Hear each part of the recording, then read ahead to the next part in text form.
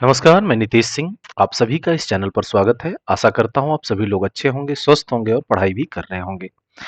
ये सीरीज का हमारा ये छठा वीडियो होगा। सामान्य अध्ययन जो एसएससी सामान्य अध्ययन की जो सीरीज चल रही है, इसका ये छठा वीडियो है। ठीक है। और भारतीय राज्य व्यवस्था जो कि पॉलिटी से संबंधित है, इसका ये दूसरा पार्ट होगा।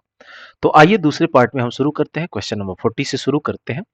और शुरू करने से पहले एक छोटा सा रिक्वेस्ट है कि अगर आप इस चैनल पे नए हैं तो आप इसे सब्सक्राइब कर लें और अपने दोस्तों के साथ भी इसे शेयर करें। ये काफी कुछ ज्ञानवर्धक जो वीडियो होगी, अगर आप ये सुनते भी हैं, देखना तो बहुत जरूरी नहीं है, लेकिन अगर इसको सुन भी लेते हैं तो काफी हद तक आपका रिवीजन एक अच्छे माध्यम से हो सकता है। तो आइए शुरू करते हैं। सबसे पहले बात करते हैं क्वेश्चन नंबर 40 की। इसमें देखेंगे कि कौन सा मौलिक कर्तव्य के अंतर्गत नहीं आता है। तो ध्यान देना है, अभिव्यक्ति की स्वतंत्रता का जो संरक्षण है, ये मौलिक कर्तव्य के अंदर नहीं आता है। ठीक है। क्या आता है, इसको पहले हम देख लेते हैं कि सार्वजनिक संपत्ति की सुरक्षा, प्राकृतिक पर्यावरण का संरक्षण तथा उसमें सुधार करना और सद्भाव को बढ़ावा देना, ये जो तीनों हैं, ये मौलिक कर्तव्य के अंतर्गत आते हैं। ठीक है। यहाँ पे देखिए एक्सप्लेनेशन में क्या कह रहा है कि अभिव्यक्ति की स्वतंत्रता का संरक्षण अनुच्छेद 19 में वर्णित मूल अधिकार के अंतर्गत है। ये जो अभिव्यक्ति की स्वतंत्रता का संरक्षण है, ये मूल अधिकार में है, ना कि मौलिक कर्तव्य में है। ठीक है। इसको भी ध्यान में रखना है। क्वेश्चन नंबर 41 की बात करें तो निम्नलिखित में से कौन सा एक मौलिक कर्तव्य नहीं है। तो यहां भी मौलिक कर्तव्य से जुड़ा हुआ क्वेश्चन है। तो यहां देखिए, संविधान का पालन करना और राष्ट्रीय ध्वज का सम्मान करना, ये हमारा मौलिक कर्तव्य है। एकता और भाईचारे को बढ़ावा देना, ये भी हमारा मौलिक कर्तव्य है। प्रभुत्व की रक्षा और उसे बनाए रखना, ये भी हमारा मौलिक कर्तव्य है। लेकिन यहाँ पे जो एक question number D, option number D में है, सैन्य और शिक्षा के अतिरिक्त सभी उपाधियों का उन्मूलन, ये हमारा मौलिक कर्तव्य नहीं है। यानी कि हमारा जो आंसर होगा या हमारा जो ऑप्शन सही होगा, वो ये वाला सही होगा। ठीक है। इसके एक्सप्लेनेशन को थोड़ा देखते चलते हैं कि मूल कर्तव्य जो कि अनुच्छेद 51 क में मूलतः अंगीकृत संविधान के भाग नहीं थे, इन्हें 42वें संविधान संशोधन 1976 में सरदार स्वर्ण सिंह समिति की सिफारिशों पर इनको सम्मिलित किया गया है। जैसे कि अगर हम मूल कर्तव्यों की सूची के बारे में बात करें कि तो मूल कर्तव्य हमारे क्या है, तो इनको एक नजर देख लेते हैं। सबसे पहला है कि संविधान का पालन करें और उसके आदर्शों, संस्थाओं और राष्ट्रध्वज और राष्ट्रगान का आदर करें। हम स्वतंत्रता के लिए हमारे राष्ट्रीय आंदोलन को प्रेरित करने वाले उच्च आदर्शों को हृदय में संजोए रखें और उनका पालन करें। ठीक है। तीसरा है कि भारत की प्रभुता, एकता और अखंडता की रक्षा करें और उसे अक्षुण्ण रखें। नेक्स्ट है कि देश की रक्षा करें और आह्वान किए जाने पर राष्ट्र की सेवा करें। अगला हमारा जो मूल कर्तव्य है, इसके बारे में देखें तो भारत के सभी लोगों में समरसता और समान की भातृत्व की भावना का निर्माण करें, जो धर्म, भाषा और प्रदेश या वर्ग पर आधारित सभी भेदभाव से परे हो। ऐसी प्रथाओं का त्याग करें जो स्त्रियों के सम्मान के विरुद्ध है। ये हमारा मौलिक कर्तव्य है। आगे देखते हैं और क्या कहता है हमारा मौलिक कर्तव्य। हमारी सामाजिक संस्कृति की गौरवशाली परंपरा का महत्व समझें और उसका परिरक्षण करें। प्राकृतिक पर्यावरण की, जिसके अंतर्गत वन, झील, नदी और वन्य जीव हैं, उनकी रक्षा करें और उनका संवर्धन करें तथा प्रमाणित प्राणी मात्र के प्रति दया भाव रखें। ये हमारे मौलिक कर्तव्यों के अंतर्गत आता है। और भी कुछ हमारे मौलिक कर्तव्य हैं, जैसे वैज्ञानिक दृष्टिकोण, मानववाद और ज्ञानार्जन तथा सुधार की भावना का विकास करें। सार्वजनिक संपत्ति को सुरक्षित रखें और हिंसा से दूर रहें।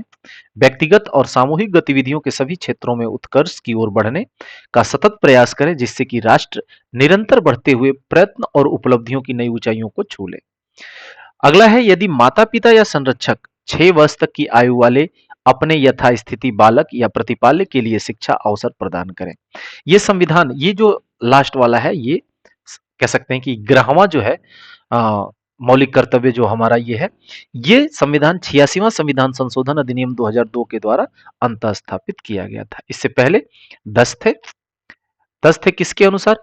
तो 42वें संविधान संशोधन 1976 के तहत ये 10 थे। लेकिन एक 86वां संविधान संशोधन आया 2002 में, जिसमें ये वाला जो है कि यदि माता पिता या संरक्षक अपने 6 वर्ष तक की आयु वाले बच्चों को यथास्थिति या जैसी भी उनकी शक्ति है, उसके अनुसार उन्हें शिक्षा प्रदान करने का अवसर प्रदान करें। नेक्स्ट क्वेश्चन की बात करते हैं। तो भारतीय संविधान में मौलिक कर्तव्य कब समाविष्ट किए गए थे? तो ध्यान देना है कि भारतीय संविधान में पहले से मूल संविधान में मौलिक कर्तव्य नहीं था। ये 42वां संविधान संशोधन 1976 में इन्हें मौलिक कर्तव्य को हमारे भारतीय संविधान में समाविष्ट किया गया था। नेक्स्ट क्वेश्चन है कि भारत संविधान में मौलिक कर्तव्य किस संशोधन द्वारा जोड़े गए थे? तो जो संशोधन था वो 42वां संविधान संशोधन था और टाइम था 1976 का। इसमें 10 मूल कर्तव्यों को जोड़ा गया था। ठीक है, आगे बात करते हैं भारतीय संविधान में कितने मौलिक कर्तव्य शामिल किए गए हैं? तो अब तक जो या करंट की बात करें तो ये 11 मौलिक कर्तव्य हैं। हमने ऊपर भी बात कर लिया। नेक्स्ट क्वेश्चन है संविधान का निम्नलिखित में से कौन सा अनुच्छेद मौलिक कर्तव्यों से संबंधित है? तो मौलिक कर्तव्यों से संबंधित जो अनुच्छेद है ये है 51 क यानी कि 51 क से संबंधित है मौलिक कर्तव्य। आगे बात करते हैं 46 कह रहा है कि भारतीय संविधान में कितने मौलिक कर्तव्य उल्लिखित हैं? तो हमने बात कर लिया है ऑलरेडी कि 11 मौलिक कर्तव्य उल्लिखित हैं। ध्यान देना है कि भारतीय संविधान के अनुच्छेद 51 ए यानी कि क में 42वें संविधान संशोधन विधेयक द्वारा मूल कर्तव्यों को सम्मिलित किया गया है। वर्तमान में मूल कर्तव्यों की संख्या कितनी है? टोटल 11 है। ठीक है, आइए नेक्स्ट बात करते हैं, नेक्स्ट क्वेश्चन पे चलते हैं। तो भारतीय संविधान में वर्तमान में कुल कितने मौलिक कर्तव्य उल्लिखित हैं? तो ये 11 है। ठीक है, किसमें है? तो 51 ए में, 42वें संविधान संशोधन 1976 में 10 थे और लास्ट में ये जो 11वां आया ये आया 86वें संविधान संशोधन 2002 में। ठीक है, आगे बात करते हैं 48 रिक्त स्थान की पूर्ति करें अधिकार कर्तव्यों क्या होगा को अनुदेशित करता है। अधिकार क्या करता है? कर्तव्यों को अनुदेशित करता है। आइए आगे बात करते हैं क्वेश्चन नंबर 49 मौलिक कर्तव्यों के अध्याय में शामिल है क्या शामिल है? तो इस चीज को अगर हम देखें उन उदात्त आदर्शों को संजोने तथा अपनाने का कर्तव्य जिन्होंने हमारे स्वतंत्रता आंदोलन को प्रेरित किया ये भी शामिल है। आम चुनाव में मत देने का कर्तव्य ऐसा कुछ नहीं है। लोगों में भ्रातृत्व भाव पैदा करने का कर्तव्य ये है। उस राजनीतिक दल के साथ बने रहने का कर्तव्य जिसके टिकट पर किसी ने चुनाव न लड़ा हो ये भी नहीं है। यानी ये दो नहीं है, दो है का मतलब है कि स्टार लगा दिया गया है। तो इसको हम एक बार फिर से देख लेते हैं कि मौलिक कर्तव्यों का अध्याय में कुल 10 यानी वर्तमान में 11 मूल कर्तव्यों को शामिल किया गया। 51 क और ख के अनुसार स्वतंत्रता के लिए हमारे राष्ट्रीय आंदोलन को प्रेरित करने वाले उच्च आदर्शों को हृदय में संजोए रखने और उनका पालन करें। 51 क अंगों की बात करें तो भारत के सभी लोगों में समरसता और समान भातृत्व की भावना का निर्माण करें जो धर्म भाषा और प्रदेश या वर्ग के आधार पर कहीं भी भेदभाव न करता हो यानी न होता हो, भेदभाव से परे हो, ऐसी प्रथाओं का त्याग करें, स्त्रियों के सम्मान के विरुद्ध हो। ठीक है, ये सभी जो ए और सी दोनों सही है इसलिए ये ऑप्शन में स्टार लगा दिया गया था, यानी दो सही थे दो गलत थे। क्वेश्चन 50 की बात करें तो मौलिक अधिकारों को भोगने को सुनिश्चित करने की जिम्मेदारी किसको सौंपी गई है? तो ये जो है ए और बी दोनों को यानी उच्च न्यायालय को और उच्चतम न्यायालय को यानी high court and supreme court,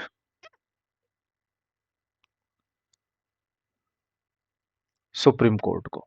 ठीक है, इन दोनों को मौलिक कर्तव्यों को जिम्मेदारी दी गई है कि मौलिक कर्तव्यों का पालन कराया जाए और इसके लिए अगर आपका कहीं उल्लंघन होता है मौलिक कर्तव्यों में या मौलिक अधिकारों में अगर आपका उल्लंघन होता है तो आप अनुच्छेद 32 और अनुच्छेद 226 के तहत अपनी रिट अधिकारिता के अंतर्गत कार्रवाई कर सकते हैं। ठीक है, अनुच्छेद 32 कहां जाने के लिए कहता है? ये उच्चतम न्यायालय जाने के लिए कहता है और अनुच्छेद 226 जो है उच्च न्यायालय जाने के लिए कहता है। क्वेश्चन नंबर 51 की बात करें तो मौलिक अधिकार निलंबित किए जा सकते हैं। कब निलंबित किए जाते हैं या कैसे, किसके द्वारा? तो राष्ट्रपति के द्वारा ही निलंबित किए जा सकते हैं। देखिए राष्ट्रपति द्वारा मौलिक कर्तव्यों या मौलिक अधिकारों को निलंबित किया जा सकता है परंतु मौलिक अधिकारों को राष्ट्रपति स्वेच्छा से निलंबित नहीं कर सकता। ठीक है, कि राष्ट्रीय आपातकालीन शक्तियां जो कि अनुच्छेद 352 के संसद के अधीन है। ठीक है, जब आपातकालीन लगता है तभी जाकर के मौलिक अधिकारों को निलंबित किया जा सकता है। क्वेश्चन 52 कहता है कि भारतीय नागरिक के मौलिक अधिकारों को निलंबित किया जा सकता है कब? तो राष्ट्रीय आपातकाल के दौरान। जब राष्ट्रीय आपातकाल होगा यानी कि अनुच्छेद 352 के तहत जब राष्ट्रीय आपातकाल लगाया जाता है तब हम भारतीय नागरिकों के मौलिक अधिकारों को निलंबित किया जा सकता है। किसके द्वारा किया जा सकता है? तो प्रेसिडेंट के द्वारा किया जा सकता है। ठीक है, प्रेसिडेंट के द्वारा निलंबित किया जा सकता है। क्वेश्चन 53 की बात करें तो मौलिक अधिकारों पर यथोचित प्रतिबंध कौन लगा सकता है? तो ये लगा सकता है संसद। ठीक है, भारतीय संविधान के तहत मौलिक अधिकारों पर यथोचित युक्ति युक्त निर्बंधन या प्रतिबंध संसद द्वारा विधि बनाकर लगाया जा सकता है। यानी जब कानून बनेगा संसद में, उसके तहत इसको निलंबित किया जा सकता है। क्वेश्चन नंबर 54 की बात करें तो कौन से अनुच्छेद में समता का अधिकार का प्रावधान है?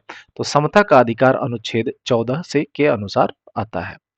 या एक बार एक्सप्लेनेशन देखते हैं। तो भारतीय संविधान में समता का अधिकार मौलिक अधिकारों के अंतर्गत अनुच्छेद 14 से लेकर 18 के मध्य प्रावधानित है, जिसमें से विधि के समक्ष समता का अधिकार अनुच्छेद 14 के अंतर्गत आता है।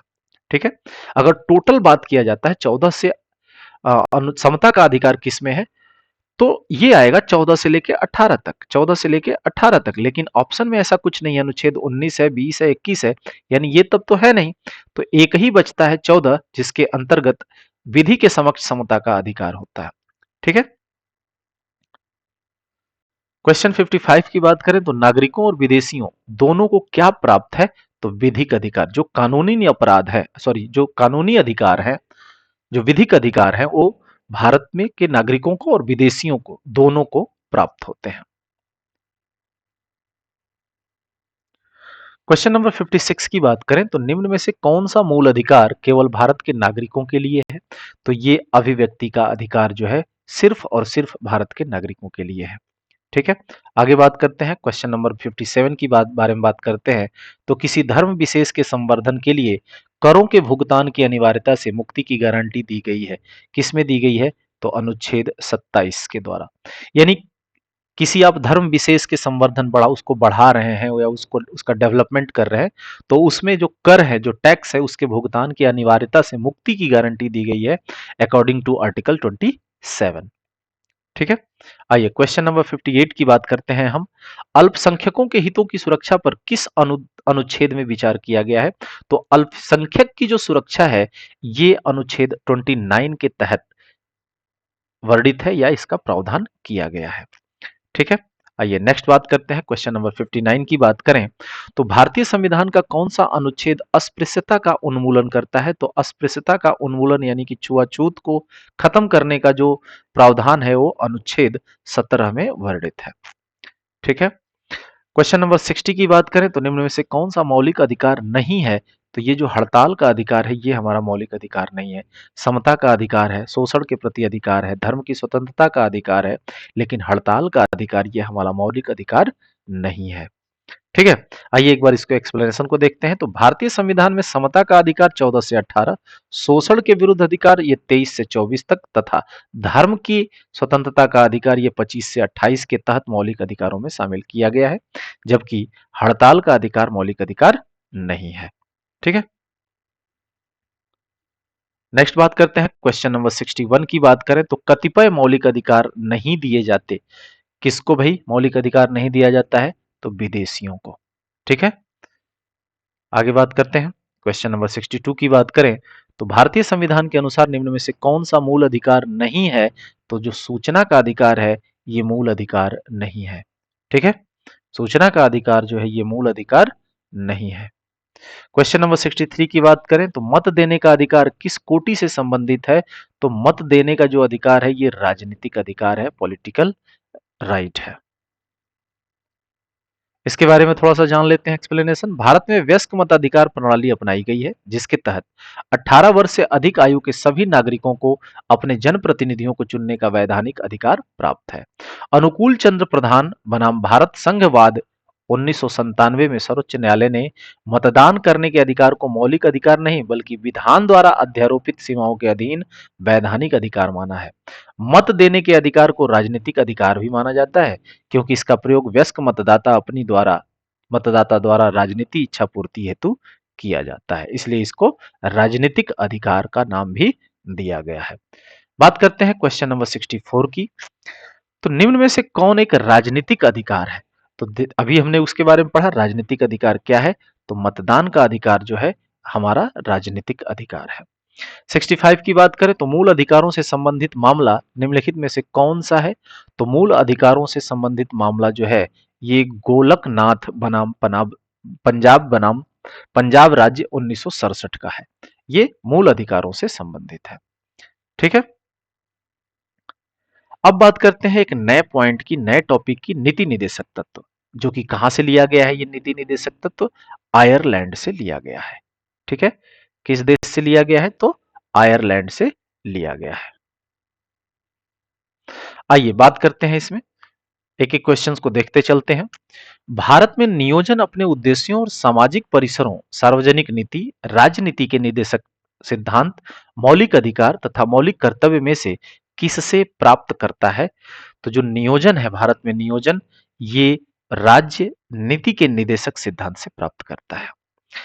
अगला क्वेश्चन है, भारतीय संविधान में राजनीति के निदेशक सिद्धांतों को किस देश के संविधान से लिया गया है? तो ये आयरिश संविधान है, यानी आयरलैंड से लिया गया है। अगला क्वेश्चन है, भारतीय संविधान का अनुच्छेद 44 जो कि 44 नागरिकों के लिए समान नागरिक संहिता किससे संबंधित है? तो राज्य के नीति निदेशक सिद्धांत से संबंधित है। जो 44 है, जो अनुच्छेद 44 है, ये राज्य के नीति निदेशक सिद्धांत से संबंधित है। अगला क्वेश्चन है, भारतीय संविधान संविधान का अनुच्छेद 48 ए पर्यावरण का संरक्षण और सुधार एवं वन और वन्य जीवन की सुरक्षा किससे संबंधित है? तो ये भी राज्य नीति के निर्देशित सिद्धांत से संबंधित है। अगला क्वेश्चन है, भारतीय संविधान का अनुच्छेद 39 ए समान न्याय और निशुल्क कानूनी सहायता किससे संबंधित है? तो ये भी राज्य नीति के निर्देशित सिद्धांत से संबंधित है।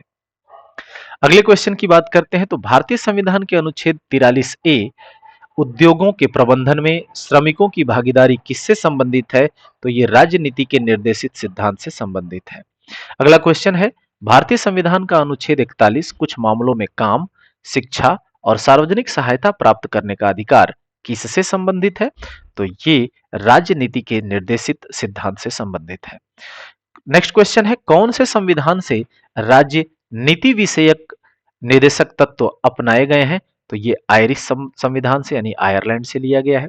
अगला क्वेश्चन है, कल्याणकारी राज्य संबंधी विचार किसमें दिए गए हैं? तो ये राज्य नीति संबंधी निदेशक सिद्धांत से दिए गए हैं या उसमें दिए गए हैं। अगले आगे बात करते हैं, ऑफलाइन परीक्षा की बात करें तो कुछ क्वेश्चंस ऑफलाइन में भी आ चुके हैं, तो इससे बात करते हैं। यहाँ पे दिया हुआ है पहला क्वेश्चन, भारत के संविधान में शामिल राज्य नीति के निदेशक सिद्धांतों की अवधारणा किसके संविधान से ली गई है? तो ये आयरलैंड के संविधान से लिया गया है। ठीक है, आगे बात करते हैं, क्वेश्चन नंबर 2 की बात करें तो भारतीय संविधान में राज्य नीति के निर्देशक सिद्धांत किस देश के संविधान से? फिर वही क्वेश्चन है, आयरलैंड से लिया गया है। देखिए कितनी बार पूछा गया, एसएससी टैक्स असिस्टेंट परीक्षा 2009, एसएससी मैट्रिक स्तरीय परीक्षा 2008, एसएससी स्नातक स्तरीय परीक्षा 2010, एसएससी संयुक्त हायर सेकेंडरी 10+2 स्तरीय परीक्षा 2011। कितने बार ये क्वेश्चंस पूछे जा चुके हैं। आगे बढ़ते हैं, क्वेश्चन नंबर 3 की बात करते हैं। यहां पे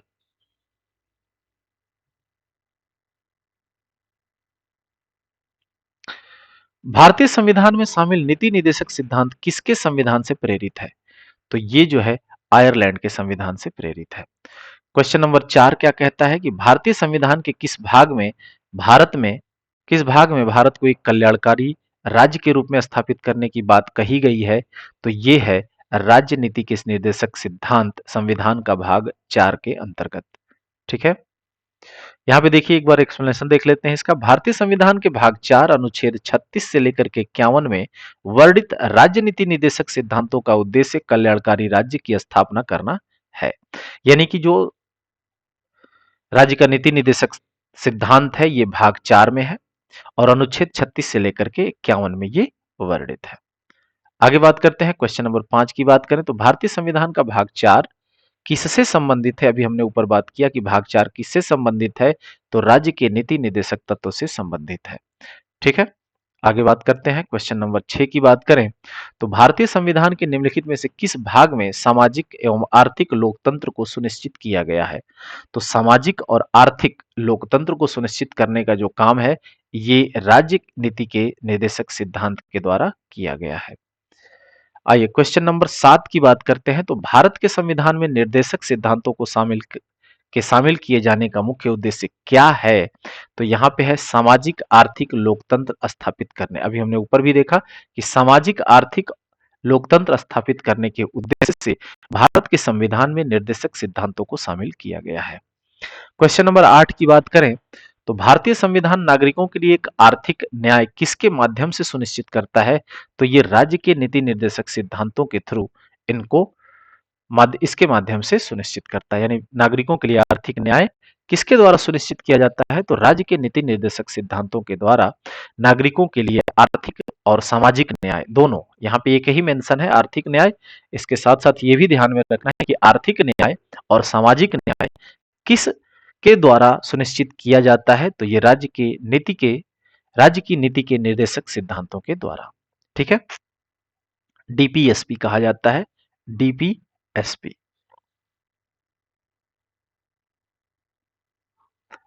क्वेश्चन नंबर 9 की बात करें तो निम्नलिखित में से किसे विशेष बहुमत द्वारा संशोधित किया जा सकता है? तो ये है राज्य के नीति निर्देशक तत्व विशेष बहुमत द्वारा संशोधित किया जा सकता है। ठीक है, क्वेश्चन नंबर 10 की बात करें, यदि सरकार द्वारा राज्य के नीति निर्देशक सिद्धांतों को लागू नहीं किया जाता है तो एक नागरिक निम्नलिखित में से किसके पास जा सकता है? किसी के पास नहीं जा पाएगा, क्योंकि ये राज्य का मामला होता है। ये जबरदस्ती या कह सकते हैं कि ये कंपलसरी नहीं है। भारत हमारे संविधान में एक सुझाव के तौर पे है, अगर लागू करते हैं तो ठीक, अन्यथा कोई दिक्कत नहीं, ऐसा संविधान कहता है।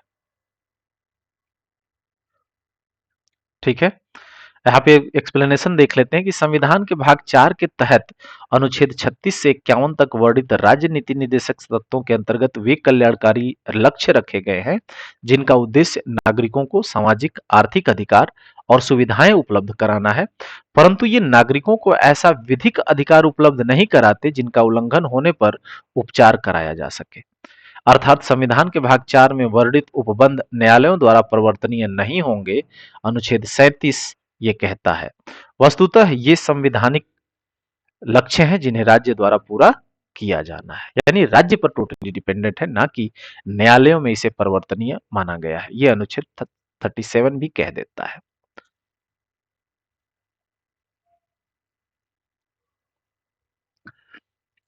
अगले क्वेश्चन की बात करते हैं। क्वेश्चन नंबर 11 क्या कहता है कि भारतीय संविधान का कौन सा अनुच्छेद यह निर्धारित करता है कि राजकीय नीति के निर्देशक सिद्धांत किसी न्यायालय द्वारा लागू नहीं किए जा सकते? अभी हमने ऊपर देखा तो यह है अनुच्छेद 37। अनुच्छेद 37 कहता है कि अगर किसी राज्य में नीति निर्देशक सिद्धांत लागू नहीं किया जाता है तो इसे किसी न्यायालय के द्वारा लागू भी नहीं कराया जा सकता। यह अनुच्छेद 37 कहता है। अगला क्वेश्चन है, अगला क्वेश्चन कहता है कि संविधान का कौन सा भाग राज्य नीति के निर्देशक सिद्धांतों से संबंधित है? तो यह है भाग 4, और 4 में कहां से कहां है? तो ये 36 से लेकर के आर्टिकल 51 तक में वर्णित है। ठीक है, क्वेश्चन नंबर 13 की बात करें तो हमारे संविधान में निर्देशक सिद्धांत क्या है? तो कानूनी अदालतों द्वारा अपरिवर्तनीय है, यानी ये बदले नहीं जा सकते। ठीक है, जो कि आर्टिकल 37 कहता है। कौन कहता है? आर्टिकल 37 कहता है। क्वेश्चन नंबर 14 की बात करें तो किस निदेशक सिद्धांत पर गांधी जी ने नैतिक दर्शन का प्रत्यक्ष प्रभाव है? गांधी जी के नैतिक दर्शन का प्रत्यक्ष प्रभाव है, तो यह है गोवध पर निषेध। ठीक है, गोवध पर निषेध। आइए इसका एक थोड़ा एक्सप्लेनेशन देख लेते हैं क्या है। तो निम्न निदेशक सिद्धांतों पर गांधी जी के नैतिक दर्शन का प्रत्यक्ष प्रभाव है। सबसे पहला तो है कि ग्राम पंचायतों का गठन ठीक चल रहा है, ग्रामीण उद्योगों को बढ़ावा देना ये भी कुछ हद तक चल ही रहा है, मद्यपान निषेध ये नहीं हो पा रहा है, गोवध पर निषेध कुछ हद तक है, कृषि एवं पशुपालन का संगठन ये भी चल रहा है। ठीक है, तो ये जो है गांधी जी के सिद्धांत थे, मतलब गांधी जी ऐसा चाहते थे, जो कि निदेशक सिद्धांतों में इसे शामिल कर लिया गया है। क्वेश्चन नंबर 15 की बात करें तो राज्य नीति के निम्न निदेशक सिद्धांतों में से कौन सा गांधीवादी दर्शन पर आधारित था? तो ये है, अगर हम बात करें तो ग्राम पंचायतों का आयोजन, ना कि बराबर के लिए बराबर मजदूरी, ऐसा उन्होंने कुछ नहीं कहा, मजदूरों का संरक्षण ये कुछ ऐसा नहीं कहा, लेकिन ये जो बात है अभी हमने ऊपर देखा 5 बातें जो गांधी जी के सिद्धांत से संबंधित है, जो कि निर्देशक सिद्धांतों में शामिल किया गया है। क्वेश्चन नंबर 16 की बात करें तो ग्राम राज्य के माध्यम से राम राज्य के बारे में किसने कहा था? तो ये महात्मा गांधी जी ने कहा था कि ग्राम राज्य होगा तभी राम राज्य होगा। क्वेश्चन नंबर 17 की बात करें तो संविधान के किस संशोधन ने मौलिक अधिकारों की अपेक्षा राजनीति के निर्देशक सिद्धांतों को अधिक महत्वपूर्ण बना दिया है? किस संविधान संशोधन ने ऐसा किया भाई? तो यहाँ पे देखिए, ये है, देखिए एक्सप्लेनेशन देखिए कि 42वें संविधान संशोधन अधिनियम 1976 द्वारा अनुच्छेद 31 ग में पुनः संशोधन किया गया है और उसके विस्तार को और बढ़ाकर उसमें सभी नीति निर्देशक तत्वों को शामिल कर दिया गया है। इस प्रकार सभी नीति निर्देशक तत्वों को मूल अधिकारों पर प्राथमिकता प्रदान कर दी गई है। ठीक है, यानी कि इसको हम क्या कह सकते हैं, 42वें संविधान संशोधन के द्वारा मौलिक अधिकारों को उसके आगे रख दिया गया है। तो अब क्वेश्चन नंबर 18 की बात करते हैं तो संविधान के किस संशोधन से राज्य नीति के निर्देशक सिद्धांतों को मौलिक अधिकारों पर प्रमुखता की स्थिति मिली है? तो वही क्वेश्चन है, संशोधन 42वां था, यानी 42वां संशोधन 1976। क्वेश्चन नंबर 19 की बात करें तो भारत के संविधान का कौन सा अनुच्छेद भारत को कल्याणकारी राज्य घोषित करने से संबंधित है? तो ये है 39, आर्टिकल 39। ठीक है, नेक्स्ट क्वेश्चन की बात करते हैं। क्वेश्चन नंबर हमारा होगा 20 यानी 20। ये कह रहा है कि संविधान में सभा में यह किसने कहा था कि सरकारी नीति के निर्देशक सिद्धांत किसी बैंक में देय उस चेक की तरह है जिसका भुगतान बैंक अपनी सुविधा अनुसार करता है? ये कहा था केटी शाह ने। ठीक है, यह उद्धरण जो कि स्टेटमेंट जो है प्रोफेसर केटी शाह ने नीति निर्देशक सिद्धांतों के संदर्भ में दिया था। ये इन्होंने कहा था कि सरकारी नीति निर्देशक सिद्धांत किसी बैंक में देय उस चेक की तरह है जिसका भुगतान बैंक अपनी सुविधा अनुसार करता है। यानी राज्य में ये नीति निर्देशक तत्व को जो सिद्धांत है ये तो दे दिया गया है, लेकिन अब राज्य पे डिपेंड करता है कि वो कितना लागू करता है और कितना उसका पालन करवाता है या करता है।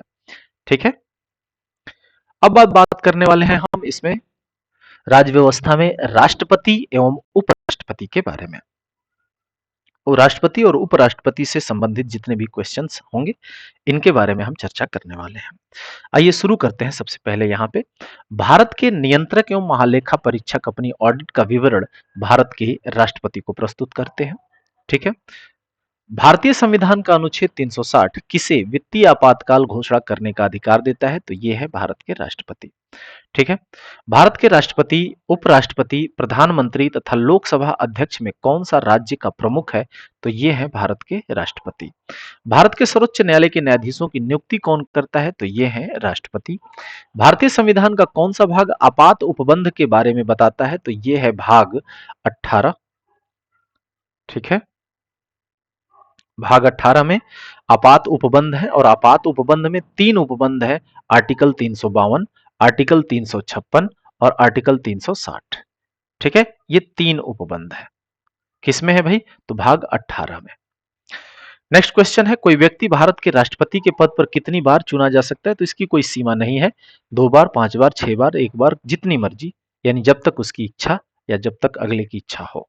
ठीक है, किसके अनुसार, ध्यान देना है, भारत का राष्ट्रपति लोकहित या संविधान की व्याख्या से संबंधित किसी विषय को सर्वोच्च न्यायालय के परामर्श के लिए भेज सकता है? तो यह है सलाह संबंधी क्षेत्राधिकार के अनुसार। नेक्स्ट क्वेश्चन है कि कौन हमारे देश के दोनों में से किसी भी एक सदन का सदस्य नहीं होता? तो ये होते हैं राष्ट्रपति। यानी दोनों सदन का मतलब है यहाँ पे राज्यसभा और लोकसभा। ठीक है, राज्यसभा और लोकसभा।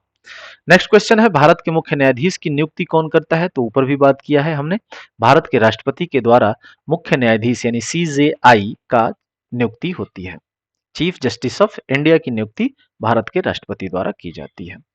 कौन दोनों सदनों का आह्वान करता है? यानी दोनों सदनों को बुला कौन सकता है? तो राष्ट्रपति बुलाता है। लेकिन यहाँ पे ध्यान देना है कि सदनों को बुला तो सकता है राष्ट्रपति, लेकिन इसकी जो अध्यक्षता करेगा, अध्यक्षता जो है लोकसभा का, अध्यक्षता जो है लोकसभा का स्पीकर ही करता है। ठीक है, नेक्स्ट क्वेश्चन है, भारत के राष्ट्रपति का एक कार्यकाल कितने वर्षों के लिए होता है? तो एक कार्यकाल 5 वर्षों के लिए होता है। नेक्स्ट क्वेश्चन है, भारत में राज्य के राज्यपाल की नियुक्ति कौन करता है? तो राज्य में राज्यपाल की जो नियुक्ति है ये भी भारत के राष्ट्रपति जी करते हैं। ठीक है, अगला क्वेश्चन है, राष्ट्रीय आपातकाल के आपातकाल के राज्य के विषयों पर संसद द्वारा बनाए गए कानून आपातकाल की जो सीमा है, सॉरी, आपातकाल की जो समाप्ति के पश्चात कितने समय बाद निष्क्रिय हो जाते हैं तथा प्रवृत्त में रहते हैं, तो ये 6 माह तक इसका चलता है। नेक्स्ट क्वेश्चन है, कौन राज्य विधानमंडल द्वारा पारित धन अथवा वित्तीय विधेयक को भारत में वित्तीय आपातकाल के दौरान सुरक्षित रखने का निर्देश दे सकता है? तो ये हैं भारत के राष्ट्रपति। आगे क्वेश्चन की बात करते हैं। राज्यों के संवैधानिक उपबंधों की विफलता के आधार पर किस प्रकार का आपातकाल विद्यमान किया जा सकता है? तो इसे हम राजकीय आपातकाल कहते हैं। यानी कि जो सीएम, या कह सकते हैं कि जो राज्य में कोई बड़ी पार्टी है और वो अपनी शासन को ठीक तरह से नहीं चला पाती है, यानी कि जो संवैधानिक उपबंध है उसके द्वारा वो विफल हो जाता है, फेल हो जाता है, तो उस राज्य में राजकीय आपातकाल लगा दिया जाता है। ठीक है, और किसके द्वारा लगाया जाता है? तो प्रेसिडेंट के द्वारा, राष्ट्रपति के द्वारा। ठीक है,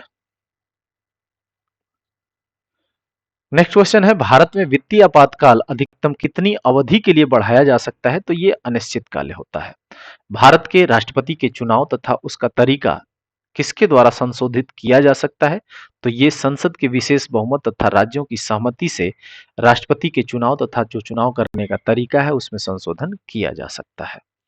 नेक्स्ट क्वेश्चन है, भारत में युद्ध या बाह्य आक्रमण या सशस्त्र विद्रोह के आधार पर किस प्रकार का आपातकाल विद्यमान किया जा सकता है? तो ये राष्ट्रीय आपातकाल लगाया जाता है। ठीक है, और राष्ट्रीय आपातकाल जो होता है ये आर्टिकल 360 के तहत किया जाता है। नहीं, 360 नहीं, 352 के तहत।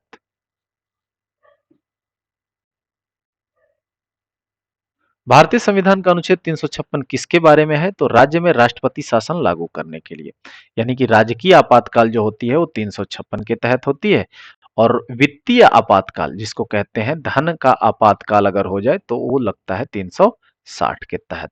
352 हो गया क्या? ये भारत में युद्ध, बाह्य आक्रमण या सशस्त्र विद्रोह के कारण 352 राष्ट्रीय आपातकाल, सॉरी, जिसको कहते हैं, और ये जो 356 का जो है राज्य में राष्ट्रपति शासन लागू कर दिया जाता है 356 के तहत, और वित्तीय आपातकाल 360 के तहत। ये 3 आपातकाल के उपबंध हैं आर्टिकल, सॉरी, हमारे संविधान के भाग 18 में। नेक्स्ट क्वेश्चन है, किस अनुच्छेद के तहत भारत में वर्ष 1975 में आपातकाल घोषित किया गया था? तो ये अनुच्छेद 352 के तहत हुआ था, जब इमरजेंसी लगाई गई थी। यदि राष्ट्रपति आपातकाल की घोषणा करते हैं तो इस उद्घोषणा को संसद द्वारा कितने दिनों में के अंदर समर्थन देना जरूरी होता है? तो 1 माह के अंदर। ठीक है, यदि राष्ट्रीय आपातकाल घोषित किया जाता है तो उससे प्रत्येक कितने माह बाद संसद का अनुमोदन प्राप्त करना आवश्यक है? तो ये प्रत्येक 6 माह बाद संसद का अनुमोदन इसे प्राप्त होना जरूरी हो जाता है।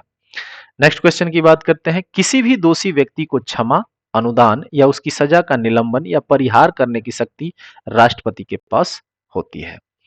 नेक्स्ट क्वेश्चन है, भारतीय राष्ट्रपति को ले जाने वाले किसी भी हवाई जहाज को बुलाने का संकेत है एयर इंडिया वन।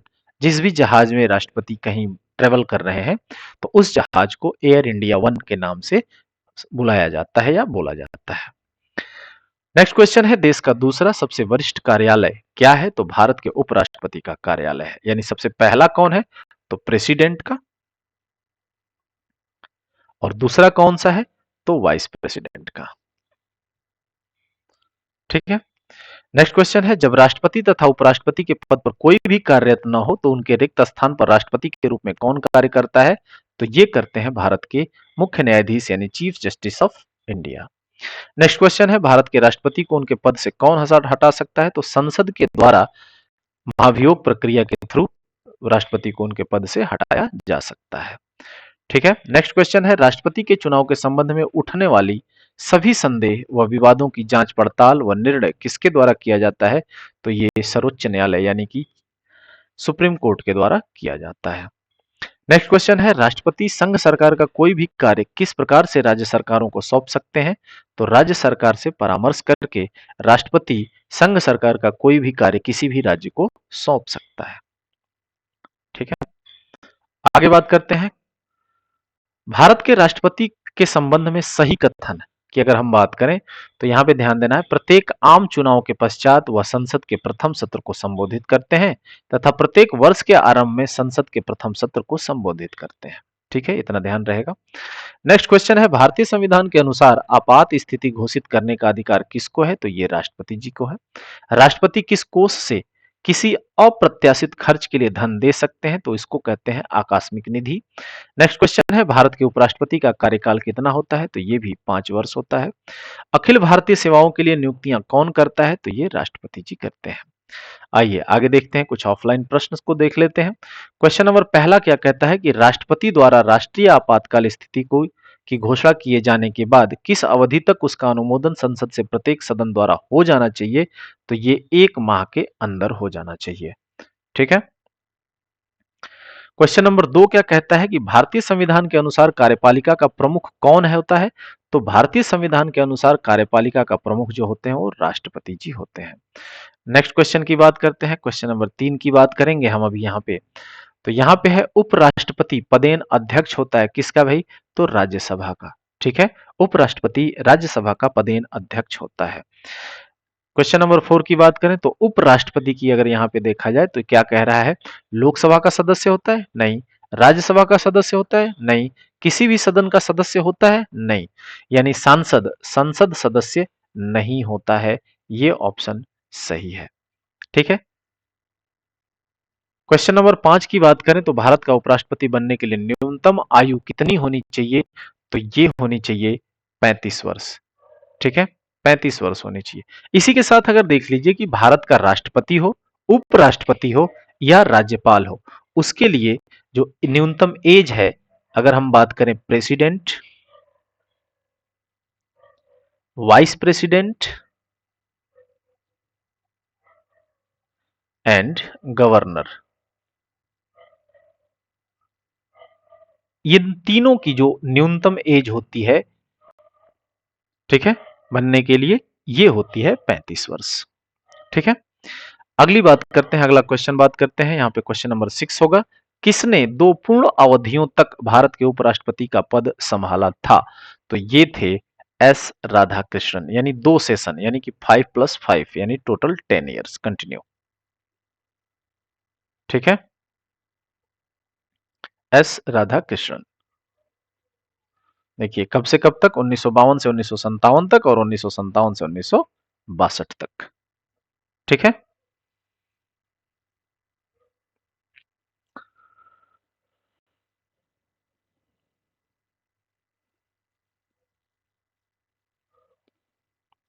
आगे देखते हैं, क्वेश्चन नंबर 7 है, भारत के उपराष्ट्रपति के पद पर लगातार 2 बार कौन रहा है? तो ये रहे हैं एस राधाकृष्णन, एस राधाकृष्णन जी। क्वेश्चन नंबर 8 की बात करें तो राष्ट्रपति द्वारा संसद के दोनों सदनों के लिए कुल कितने सदस्यों को नामित किया जा सकता है? तो ये हैं 14 सदस्यों को नामित किया जा सकता है। ठीक है, लेकिन अब ये जो है खत्म कर दिया गया है, बंद कर दिया गया है। सिर्फ और सिर्फ राज्यसभा में अब 2 नामित कर सकते हैं। लोकसभा के जो 12 सदस्य हैं, इसको खत्म कर दिया गया है। ये भी ध्यान देना है। यहाँ इस क्वेश्चन में तो मान लो ये ठीक है, लेकिन अब ये ध्यान देना है कि राष्ट्रपति के द्वारा संसद के दोनों सदनों में, यानी लोकसभा में अगर हम बात करें, यहाँ पे यही कर लेते हैं, लोकसभा में पहले था 12 सदस्य नामित करने का और राज्यसभा में था 2 सदस्य नामित करने का, लेकिन ये वाला तो खत्म कर दिया गया, ये अभी चल रहा है। ठीक है, इसको ध्यान रखना है। क्वेश्चन नंबर 9 की बात करें तो भारत का राष्ट्रपति किसका एक अभिन्न भाग है? तो ये संसद का एक अभिन्न भाग है, क्योंकि संसद में ही राष्ट्रपति, राज्यसभा, और लोकसभा और प्रेसिडेंट, ये तीनों मिलकर के क्या बनाते हैं? संसद का एक रूप बनाते हैं या एक संघ बनाते हैं। ठीक है, एक ग्रुप बनाते हैं जिसे संसद कहते हैं। क्वेश्चन नंबर 10 की बात करें तो निम्नलिखित में से कौन सा भारत के संसद के दोनों सदनों में से किसी का भी सदस्य नहीं होता? तो ये जनरली भारत के राष्ट्रपति भी होते हैं और भारत के उपराष्ट्रपति भी होते हैं। तो ये क्वेश्चन के अकॉर्डिंगली आपको ध्यान देना है या ऑप्शन के अकॉर्डिंगली आपको छांटना होता है। तो यहाँ पे राष्ट्रपति दिया हुआ है तो हम सिर्फ इन्हीं को लेते हैं। ठीक है, वैसे राष्ट्रपति और उपराष्ट्रपति दोनों की दोनों सदनों में से किसी के सदस्य नहीं होते हैं। इस चीज का भी ध्यान हमें रखना है। क्वेश्चन नंबर 11 की बात करें तो यदि आंग्ल भारतीय समुदाय के लोग को लोकसभा में पर्याप्त प्रतिनिधित्व प्राप्त न हो तो समुदाय के 2 सदस्यों को नामित किया जा सकता है किसमें? राष्ट्रपति के द्वारा। ठीक है, लोकसभा में 2 आंग्ल भारतीय समुदाय से सदस्यों को नामित किया जा सकता है, लेकिन अब ये भी खत्म कर दिया गया है। यानी कि लोकसभा में 12 सदस्यों को नामित किया जाना था, लेकिन अब ये खत्म कर दिया गया है। ठीक है, इस चीज को ध्यान में रखना है। अगला क्वेश्चन है, भारतीय संविधान के अनुसार केंद्रीय मंत्री किसकी इच्छा रहने तक पद संभालेंगे? तो ये जो होगा भारत के राष्ट्रपति की इच्छा, यानी राष्ट्रपति के प्रसाद पर्यंत बोलते हैं इसको, यानी अर्थात जब तक राष्ट्रपति की संवैधानिक इच्छा है, यानी जब तक वो चाहते हैं। ठीक है, आगे बात करते हैं क्वेश्चन नंबर 13 की। तो भारत के राष्ट्रपति को स्वेच्छा निर्णय अधिकार यानी विवेकाधिकार के अंतर्गत क्या प्राप्त है? तो यहाँ पे प्रधानमंत्री की नियुक्ति स्वेच्छाधिकार यानी विवेकाधिकार पर इनको प्राप्त है।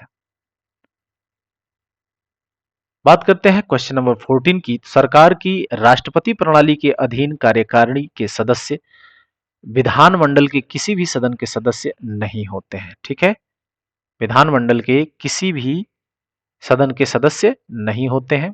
क्वेश्चन नंबर 15 की बात करें तो राज्यसभा के सदस्य का निर्वाचन कितनी अवधि के लिए होता है? तो ये 6 वर्ष के लिए होता है। इसके बारे में थोड़ा सा डिटेल देख लेते हैं कि राज्यसभा की अधिकतम सदस्य संख्या 250 है, 250 है।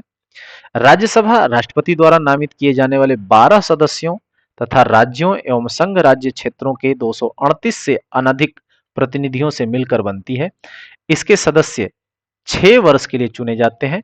अस्थायी सदन होने के कारण राज्यसभा का विघटन नहीं होता, पर इसके 1/3 सदस्य प्रत्येक 2 वर्ष की समाप्ति पर निवृत्त हो जाते हैं। अनुच्छेद 83(1) जिसके स्थान पर 6 वर्षीय कार्यकाल के लिए एक नए सदस्य चुने जाते हैं। ठीक है, क्वेश्चन नंबर 16 की बात करें तो राज्यसभा के लिए राष्ट्रपति द्वारा कितने सदस्य नामित किए जा सकते हैं? तो ऊपर मैंने गड़बड़ बोल दिया है, उल्टा कर दिया। राज्यसभा में 12 होते हैं। ठीक है, राज्यसभा में 12 होते हैं और लोकसभा में 2 चुने जाते हैं, जिनको ये खत्म कर दिया गया है। 2 को खत्म किया गया है, राज्यसभा वाला भी कंटिन्यूटी में है। ठीक है, क्वेश्चन नंबर 17 की बात करते हैं तो राष्ट्रपति राज्यसभा के लिए उन व्यक्तियों में से जो कला, साहित्य, सामाजिक सेवा आदि के क्षेत्र में ख्याति प्राप्त है, निम्नलिखित में से कितने व्यक्तियों का नामांकन कर सकता है? तो राज्यसभा के लिए लगभग या कह सकते हैं कि 12 सदस्यों को नामांकित कर सकता है। ठीक है, राज्यसभा में 12, लोकसभा में 2 था जिसको खत्म कर दिया गया है। क्वेश्चन नंबर 18 की बात करें तो राष्ट्रपति पद में रिक्ति की स्थिति में उपराष्ट्रपति अधिकतम कितनी अवधि के लिए राष्ट्रपति के तौर पर कार्य कर सकता है? तो ये अगले 6 महीने के लिए कार्य कर सकता है, यानी बिना इलेक्शन कराए। ठीक है, आगे बात करते हैं क्वेश्चन 19 के बारे में। तो यदि लोकसभा का अध्यक्ष त्यागपत्र देना चाहे तो वह अपना त्यागपत्र किसको संबोधित करेगा? तो वो लोकसभा के उपाध्यक्ष को देगा। ठीक है, लोकसभा के उपाध्यक्ष को, और उपाध्यक्ष अगर देना चाहे तो लोकसभा के अध्यक्ष को देगा। ठीक है, एक दूसरे को देते हैं। क्वेश्चन नंबर 20 की बात करें तो जब राष्ट्रपति और उपराष्ट्रपति दोनों के पद एक साथ खाली हों तो राष्ट्रपति पद पर अस्थायी रूप से कौन काम करता है? तो ये काम करते हैं भारत के मुख्य न्यायाधीश। कौन काम करते हैं? भारत के मुख्य न्यायाधीश। ठीक है, क्वेश्चन नंबर 21 की बात करें तो भारतीय संविधान के अनुसार निम्नलिखित में से क्या संवैधानिक निकाय संस्था है? तो ये जो वित्त आयोग है ये एक संवैधानिक यानी संविधानिक निकाय है, यानी कि योजना आयोग ये संवैधानिक निकाय नहीं है, राष्ट्रीय विकास परिषद ये भी संवैधानिक निकाय नहीं है। ठीक है, तो वित्त आयोग जो है ये एक संवैधानिक निकाय है। क्वेश्चन नंबर 22 की बात करें तो पहले वित्त आयोग का गठन कब हुआ था? तो पहले वित्त आयोग का गठन 1951 में हुआ था। ठीक है, क्वेश्चन नंबर 23 की बात करें तो भारत के राष्ट्रपति द्वारा वित्त आयोग की नियुक्ति कितने वर्षों के बाद की जाती है? तो ये 5 वर्षों के बाद की जाती है। वित्त आयोग की नियुक्ति कौन करता है भाई? तो वित्त आयोग की नियुक्ति जो है ये राष्ट्रपति के द्वारा की जाती है। ठीक है, केंद्र क्वेश्चन नंबर 25 की बात करें तो केंद्र सरकार किसकी सिफारिशों के आधार पर भारत की समेकित निधि से राज्यों को सहायता अनुदान देती है? तो ये वित्त आयोग के सिफारिश पर यानी वित्त आयोग के कहने के आधार पर जो केंद्र सरकार है अपने समेकित निधि से राज्यों को अनुदान प्रदान करती है। ठीक है। क्वेश्चन नंबर 26 की बात करें तो केंद्र और राज्य के बीच केंद्रीय संसाधनों के निर्णय पर परामर्श करने के लिए राष्ट्रपति द्वारा किस निकाय का गठन किया जाता है? तो ये होता है वित्त आयोग का गठन। ठीक है। क्वेश्चन 27 की बात करें तो भारत के आकस्मिकता निधि का संरक्षक कौन होता है? तो संरक्षक कौन होते हैं? राष्ट्रपति जी होते हैं। जो इमरजेंसी कह सकते हैं कि जो ट्रेजरी है, निधि है। क्वेश्चन 28 की बात करें तो संघ लोक सेवा आयोग के सदस्यों की नियुक्ति किसके द्वारा की जाती है? तो ये राष्ट्रपति के द्वारा की जाती है। किसके अनुसार? तो अनुच्छेद 316 एक के अनुसार। ठीक है। 29 की बात करें तो भारत के अटॉर्नी जनरल की नियुक्ति कौन करता है? तो ये भारत के राष्ट्रपति करते हैं। और अटॉर्नी जनरल जो होते हैं वो हमारे जो भारत के जो सरकार है या कह सकते हैं कि जो केंद्र में जो सरकार है उसका एक तरह से कानून का ज्ञाता है ना।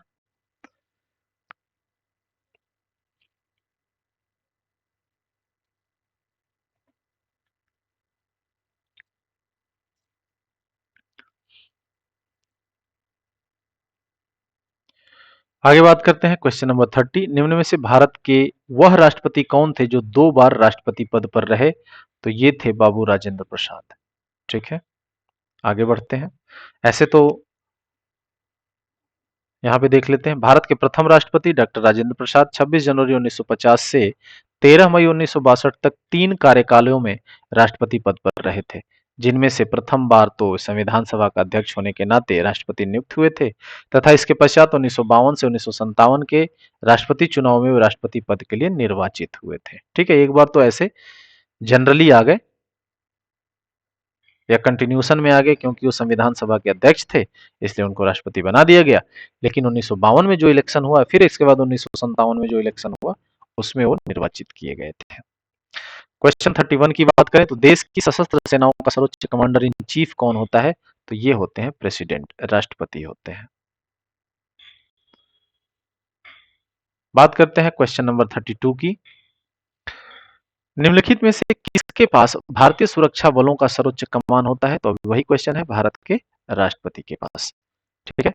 क्वेश्चन नंबर 33 की बात करें तो निम्नलिखित में से वे कौन व्यक्ति हैं जो अनुच्छेद 143 के अधीन किसी मामले को सलाहकारी राय के लिए भारत के उच्चतम न्यायालय को भेज सकते हैं? तो ये हैं भारत के राष्ट्रपति। यानी अनुच्छेद 143 के तहत भारत सरकार का यानी भारत के उच्चतम न्यायालय से किसी भी सलाह पर अपनी या कोई भी सलाह ले सकते हैं। लेकिन ये भी ध्यान देना है कि वो बाध्य मानने के लिए सलाह मानने के लिए बाध्य नहीं होंगे। ठीक है। क्वेश्चन नंबर 34 की बात करें तो राष्ट्रपति और उपराष्ट्रपति से संबंधित चुनाव विवादों का समझौता करने का अधिकार उच्चतम न्यायालय को है। यह उसका क्या है? तो ये उसका मौलिक अधिकार है। ठीक है। आगे बढ़ते हैं क्वेश्चन नंबर 35 के तहत तरफ एकल हस्तांतरणीय मतदान पद्धति में हर मतदाता व्यक्त कर सकता है। क्या व्यक्त करता है भाई? उतने विकल्प जितने चुनाव में प्रत्याशी हैं, सभी को भर सकता है। अगर मान लीजिए कि यहाँ पे 3 कैंडिडेट खड़े हैं और तीनों को तो तीनों में भर सकता है, यानी इनको भी भरेगा, पहला नंबर डाल देगा, दूसरा नंबर डाल देगा, तीसरा नंबर डाल देगा। या अगर उनको सबसे नीचे वाला पसंद है यानी पहला वोट करना चाहता है तो पहले इसको डालेगा, दूसरा इसको डालेगा, तीसरा इसको डाल देगा। यानी पहला जो चूज है यानी सबको वोट देगा लेकिन उसमें क्रमांक डाल देगा कि पहला प्रेफरेंस हमारे कौन होंगे, दूसरे कौन होंगे, तीसरे कौन होंगे। ठीक है। इस तरह से एकल हस्तांतरणीय मतदान पद्धति का नाम दिया जाता है, जो कि राष्ट्रपति और उपराष्ट्रपति के पद के निर्वाचन हेतु ऐसा प्रयोग किया जाता है। ठीक है। क्वेश्चन नंबर 36 की बात करें तो भारत का उपराष्ट्रपति कौन होता है? तो ये जो होते हैं राज्यसभा के पदेन अध्यक्ष होते हैं। ठीक है। क्वेश्चन नंबर 37 की बात करें तो निम्नलिखित में से वह व्यक्ति कौन था जिसे भारत के राष्ट्रपति के रूप में निर्विरोध चुना गया था? तो ये थे डॉक्टर एन संजीव रेड्डी, राष्ट्रपति के रूप में निर्विरोध चुने गए थे, यानी इनके अपोजिट में कोई खड़ा ही नहीं हुआ। ठीक है। आगे बात करते हैं क्वेश्चन नंबर 38 के बारे में। भारत के निम्नलिखित पदासीन उपराष्ट्रपतियों में से किसने राष्ट्रपति के पद के लिए चुनाव लड़ा और हार गए? इसमें से कौन है भाई? तो ये हैं भैरव सिंह शेखावत। ठीक है। उपराष्ट्रपति थे लेकिन राष्ट्रपति के लिए चुनाव लड़े और हार गए। ठीक है, उपराष्ट्रपति। भैरव सिंह शेखावत उपराष्ट्रपति थे। क्वेश्चन नंबर 39 की बात करें तो भारत का पहला और राजनीतिज्ञ राष्ट्रपति कौन था? तो ये थे डॉक्टर एपीजे अब्दुल कलाम। इन्हें राजनीति का कुछ भी पता नहीं था, ये राजनीति से कोसों दूर थे, कोई मतलब नहीं था, लेकिन अचानक से ये आए और राष्ट्रपति पद को सुशोभित कर दिए। ठीक है, इन्हीं के द्वारा एक मिशन चलाया गया था विजन 2020 तक, ये पूरा योजना। ठीक है, इसके माध्यम से राष्ट्रीय विकास हेतु सरकार को प्रेरित किया गया। उन्हें आमजन का राष्ट्रपति या पीपुल ऑफ प्रेसिडेंट भी कहा जाता है। किसको? डॉक्टर एपीजे अब्दुल कलाम को। 11वें राष्ट्रपति थे। 25 जुलाई 2002 से 25 जुलाई 2007 तक इनका कार्यकाल रहा। मूलतः एक परमाणु वैज्ञानिक थे। ठीक है, और पूरा योजना पूछा जाता है कई बार कि PURA पूरा योजना जो है किसका है? तो ये डॉक्टर एपीजे अब्दुल कलाम जी का है। ठीक है, क्वेश्चन नंबर 40 की बात करें तो राष्ट्रपति संविधान के किस अनुच्छेद के अंतर्गत राष्ट्रीय आपात स्थिति घोषित कर सकता है? तो ये राष्ट्रीय आपात जो है 352 के तहत होता है। 41 की बात करें तो राष्ट्रपति ने अब तक कितनी बार राष्ट्रीय आपातकाल की घोषणा की है? तो अब तक 3 बार हो चुकी है। कब कब हुई है एक बार भी इस पे नजर मार लेते हैं। अक्टूबर 1962 भारत चीन युद्ध में, दिसंबर 1971 भारत पाक युद्ध में, और जून 1975 आंतरिक अशांति के आधार पर राष्ट्रीय आपातकाल लागू किया जा चुका है। 3 बार लगाया जा चुका है। क्वेश्चन 42 की बात करें तो किस वर्ष में भारत के राष्ट्रपति ने आंतरिक अव्यवस्था के कारण आपात स्थिति लागू की थी? तो आंतरिक अव्यवस्था के कारण 1975 में लागू हुआ था। ठीक है, 62 और 65 में क्या हुआ था? ये तो भारत चीन और भारत पाकिस्तान के बीच युद्ध के कारण हुआ था। क्वेश्चन नंबर 43 की बात करें तो संवैधानिक प्रणाली के असफल हो जाने पर किसी राज्य में राष्ट्रपति शासन संविधान की किस धारा के अंतर्गत लागू की जाती है? तो ये 356। अगर वहां का सीएम, जो राज्य का सीएम है, वो वहां की शासन को चला नहीं पा रहा है संवैधानिक प्रणाली के अनुसार, तो वहां पर धारा 356 के तहत राष्ट्रपति शासन लगा दी जाती है। नेक्स्ट क्वेश्चन है, राष्ट्रपति अपना त्यागपत्र किसे प्रस्तुत करता है? तो राष्ट्रपति जो है अपना त्यागपत्र उपराष्ट्रपति को देगा। और ठीक वैसे ही उपराष्ट्रपति किसे देगा? तो उपराष्ट्रपति राष्ट्रपति को देता है। यदि राष्ट्रपति त्यागपत्र देना चाहे तो अपना त्यागपत्र किसे संबोधित करेगा? तो उपराष्ट्रपति को संबोधित करेगा। ठीक है, क्वेश्चन नंबर 46, यदि राष्ट्रपति अपने पद से त्यागपत्र देना चाहे तो किसे लिखकर ऐसा कर सकते हैं? तो उपराष्ट्रपति को देंगे। 3 बार क्वेश्चन सेम आ गए। राष्ट्रपति अपना इस्तीफा किसे संबोधित कर देता है? यानी कहां गया भाई? उपाध्यक्ष को। ठीक है, और उपाध्यक्ष कौन है? उपराष्ट्रपति है। क्वेश्चन 48 की बात करें तो निम्नलिखित में से कौन सी नियुक्ति भारत के राष्ट्रपति द्वारा नहीं की जाती है? वायुसेना का अध्यक्ष, सॉरी लोकसभा का अध्यक्ष? नहीं, यही नहीं किया जा सकता है। ये लोकसभा के सदस्यों द्वारा अध्यक्ष चुना जाता है और इसकी कोई नियुक्ति या इसका कोई कह सकते हैं कि शपथ नहीं होता है। लोकसभा का अध्यक्ष जो बनता है वो कोई शपथ नहीं लेता है।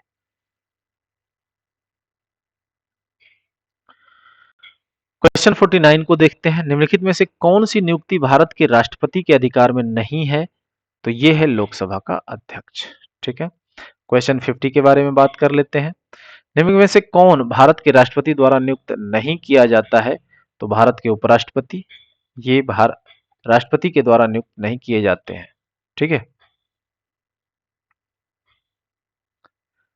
एकल संक्रमणीय मत के द्वारा इनका इलेक्शन होता है और उसके द्वारा ये चुने जाते हैं, निर्वाचित होते हैं। ठीक है, नियुक्ति नहीं होती।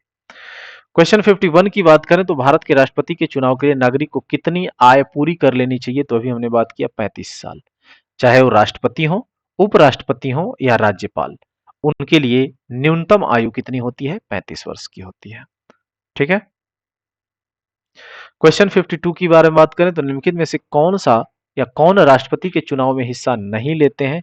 तो ध्यान देना है, विधानसभा के नामांकित सदस्य। जो नामांकित सदस्य हैं ये हिस्सा नहीं लेते, जबकि जितने भी चुने हुए सदस्य हैं ये हिस्सा लेते हैं। यानी दोनों सदनों के चुने हुए सदस्य, दोनों सदनों का मीन्स लोकसभा एंड राज्यसभा, इन दोनों सदनों के चुने हुए जो सदस्य हैं अब हम बात करते हैं कि राज्यसभा में 12 जो नामांकित किए जाते हैं ये नहीं करेंगे पार्टिसिपेट। ठीक है। विधानसभा के चुने हुए सदस्य करेंगे इन्हें। दिल्ली तथा पुदुचेरी विधानसभा के चुने हुए सदस्य भी राष्ट्रपति पद के लिए जो चुनाव होता है उसमें इलेक्शन देंगे, वोट करेंगे। लेकिन विधानसभा के नामांकित सदस्य जो होंगे इनको नहीं कराया जाता है। ठीक है, ये वोट नहीं करते हैं। या सीधे मोटे तौर पे जान लीजिए कि जितने निर्वाचित हैं, जो चुनाव जीत कर आए हैं, वो वोट करेंगे। जो नाम नामांकन किया गया है उनका कह सकते हैं वो नहीं करते हैं। ठीक है।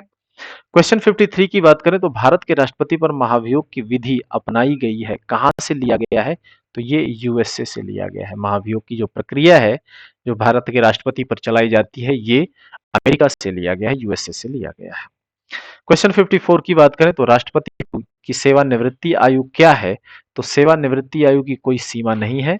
मिनिमम एज है मिनिमम एज है 35 साल, और उसके बाद चाहे वो कितने भी साल के हों, उनका कोई रिटायरमेंट का एज नहीं है। क्वेश्चन 55 कहता है भारत के राष्ट्रपति पद के लिए निर्धारित अधिकतम आयु सीमा क्या है? तो अधिकतम आयु कोई सीमा निर्धारित नहीं है। ठीक है। क्वेश्चन 56 क्या कहता है संसद के दोनों सदनों का संयुक्त सत्र कौन बुलाता है?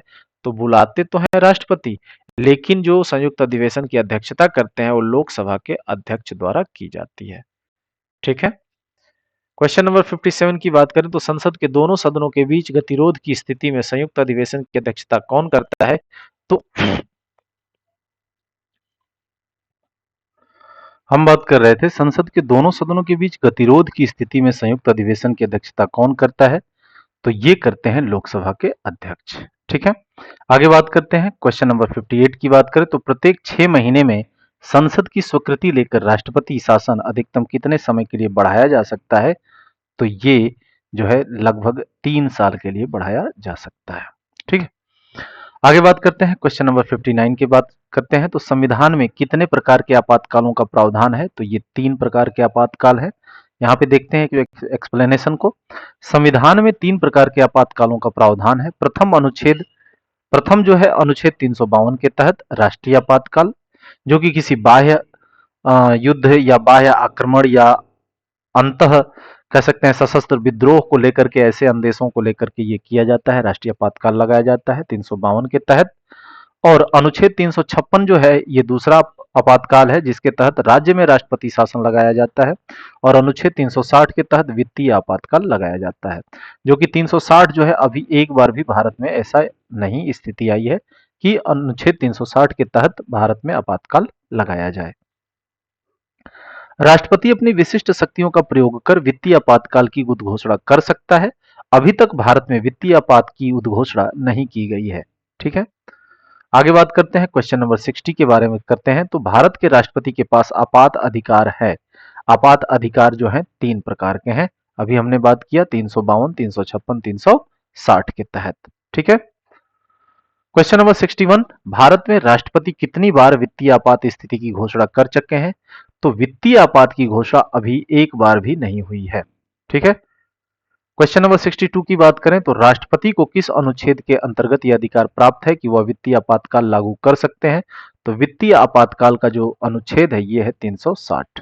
ठीक है। अनुच्छेद 360 के तहत वित्तीय आपातकाल की घोषणा की जा सकती है। क्वेश्चन 63 की बात करें तो किस अनुच्छेद का उपयोग करके भारत के राष्ट्रपति वित्तीय आपातकाल को घोषित कर सकते हैं? तो वित्तीय आपातकाल अभी हमने ऊपर भी बात किया अनुच्छेद 360 के तहत। ठीक है। क्वेश्चन 64 की बात करें तो वित्तीय आपात कितने समय के लिए लागू की जा सकती है? तो इसकी कोई अधिकतम सीमा नहीं है, जहां तक जरूरत पड़ेगी इसको यूज किया जा सकता है। क्वेश्चन नंबर 65 की बात करते हैं। निम्नलिखित में से कौन भारत में वित्तीय आपातकाल घोषित करता है? तो वित्तीय आपातकाल कौन घोषित करेगा? राष्ट्रपति जी करेंगे। भारत में किस प्रकार की आपात स्थिति अभी तक केवल एक बार लागू की गई है? तो ये जो एक बार लागू की गई है आपात स्थिति ये क्या है? आंतरिक आपात स्थिति जो है ये सिर्फ एक बार लागू की गई है। और ये कब हुआ था? ये 1975 में हुआ था। ठीक है। 1975 में। और कब तक चला था? 1977 तक चला था। ठीक है। उस समय इंदिरा गांधी की सरकार थी। ठीक है। देखिए, आपातकाल 25 जून 1975 से 21 मार्च 1977 के भारतीय इतिहास में 21 महीने की वह समय था 21 महीने का वह समय था जब तत्कालीन प्रधानमंत्री इंदिरा गांधी की सलाह पर तत्कालीन राष्ट्रपति फखरुद्दीन अली अहमद ने भारतीय संविधान की धारा 352 के अंतर्गत आंतरिक आपात के आधार पर आपातकाल की घोषणा की थी। और फिर इसके बाद 44वें संविधान संशोधन द्वारा 352 में अतिरिक्त अशांति के स्थान पर सशस्त्र विद्रोह के आधार पर आपात की घोषणा का प्रावधान कर दिया गया। कुछ बदलाव भी कर दिया गया 44वें संविधान संशोधन, ठीक है, के तहत। बात करते हैं क्वेश्चन नंबर 67। भारत में स्वतंत्रता के बाद कितनी बार राष्ट्रीय आपातकाल लागू हो चुकी है? तो राष्ट्रीय आपातकाल जो लगी है वो 3 बार लगी है। ऊपर भी हमने बात किया था, ठीक है। 1962 में चीन युद्ध के समय, दूसरा पाकिस्तान के युद्ध के समय 1971 में, और तीसरा 1975 में। 62, 71 और 75 में, ठीक है।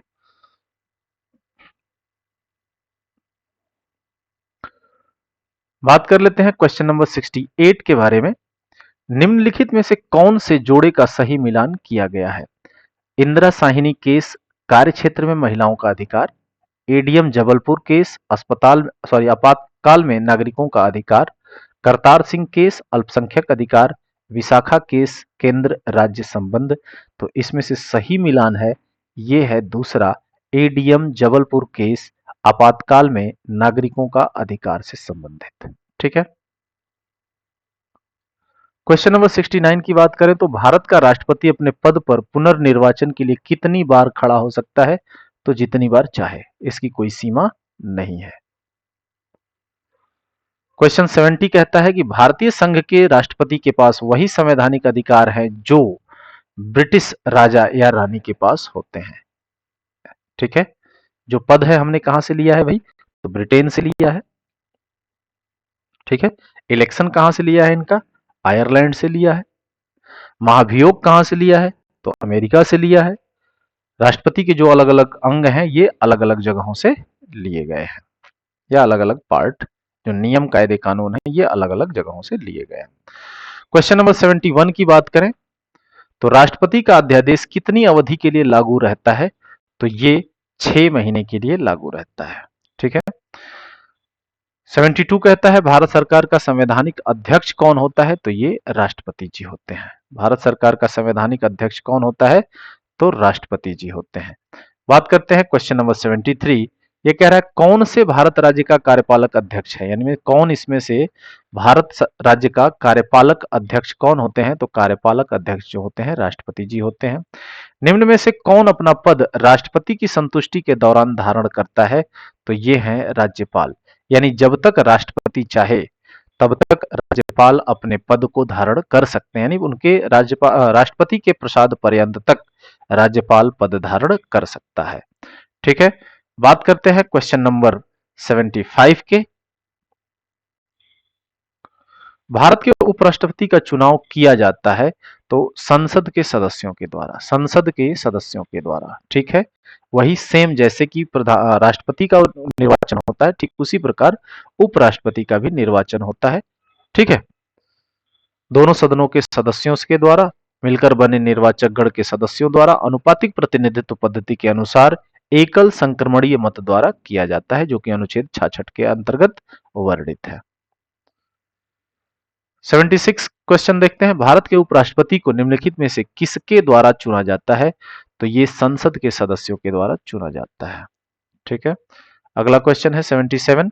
भारत के उपराष्ट्रपति के निर्वाचन के संबंध में कोई विवाद कहां सुलझाया जाता है? तो उच्चतम न्यायालय में अवश्य फाइल किया जाना चाहिए, ठीक है। अगर कोई विवाद है तो उच्चतम न्यायालय में फाइल किया जा सकता है। 78 क्या कहता है, भारत के राष्ट्रपति को उनके कार्यकाल की समाप्ति से पूर्व महाभियोग करने के लिए किसकी अनुशंसा अनिवार्य है? तो ये संसद के दोनों सदनों में इसकी अनुशंसा की जाती है, वहां से बिल पास कराया जाता है, या कह सकते हैं कि वहां से एक लेटर पास कराया जाता है, तभी उसके बाद से ही जो है उसके बाद महाभियोग चलाने की प्रक्रिया शुरू हो सकती है। क्वेश्चन नंबर 79 की बात करें तो भारत के राष्ट्रपति पर महाभियोग चलाया जा सकता है तो किसके द्वारा? संसद के द्वारा, ठीक है। क्वेश्चन नंबर 80 क्या कह रहा है, संविधान के उल्लंघन के लिए राष्ट्रपति के विरुद्ध अभियोग कार्रवाई किसमें शुरू की जा सकती है? तो संसद के किसी भी सदन में। ये ध्यान देना है कि अगर आप लोकसभा से चल रहे हो तो लोकसभा में पास होगा, फिर इसके बाद आएगा वो राज्यसभा में, ठीक है?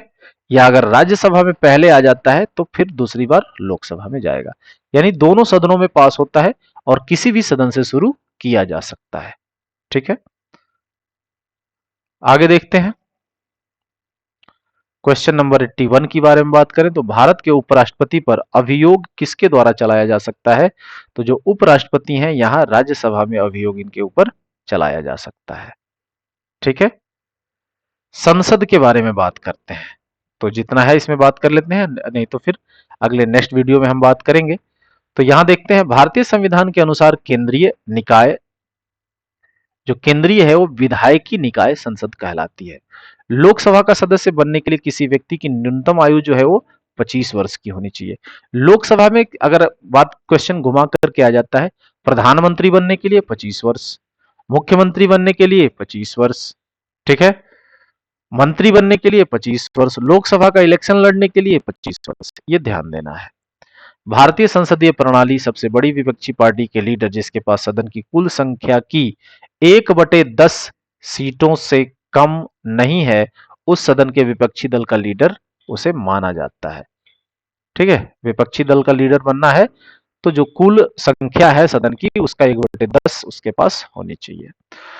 लोकसभा में वोटिंग के दौरान पहले चरण में कौन मत नहीं डाल सकता? तो अध्यक्ष निर्णायक मत डालता है, ठीक है? लोकसभा में जब वोटिंग होती है तो अध्यक्ष सिर्फ और सिर्फ टाई होने की स्थिति में, जब जो वोटिंग है और जब टाई हो जाता है, बराबर की स्थिति आती है, तो अध्यक्ष निर्णायक मत देता है, पहले नहीं दे सकता। क्वेश्चन नंबर, अगर नेक्स्ट क्वेश्चन देखें तो भारतीय संसद के सदनों का सत्रावसान किसके द्वारा किया जाता है? तो ये राष्ट्रपति के द्वारा किया जाता है। भारत में राष्ट्रपति शासन 6 महीने तक चलता है, लेकिन इसे अधिकतम 3 वर्ष की अवधि के लिए संसद की प्रत्येक 6 माह की स्वीकृति से बढ़ाया जा सकता है। नेक्स्ट है कि भारतीय संसद के दोनों सदनों की संयुक्त बैठक को कौन आहूत करता है? तो आहूत राष्ट्रपति करता है, अध्यक्षता लोकसभा का अध्यक्ष करता है। कौन सा विधेयक भारत के राष्ट्रपति के पूर्व अनुमति के बिना प्रस्तावित किया जा सकता है? तो यह है साधारण विधेयक, साधारण विधेयक। नेक्स्ट क्वेश्चन है, लोकसभा का मुख्य वक्ता कौन होता है? तो ये होता है लोकसभा का अध्यक्ष, यानी कि स्पीकर ऑफ लोकसभा, ठीक है? तो ये वीडियो यहीं खत्म करते हैं, जल्द ही मिलते हैं इसके अगले पार्ट को लेकर के। तब तक के लिए पढ़ते रहिए, मुस्कुराते रहिए, और हाँ, अगर यहां तक आ गए हैं तो चैनल को जरूर सब्सक्राइब करें और अपने दोस्तों के साथ भी शेयर करें, और एक प्यारा सा कमेंट छोड़ के जरूर जाइएगा। तो मिलते हैं नेक्स्ट वीडियो में। नमस्कार, ध्यान रखिएगा। जय हिंद, जय भारत।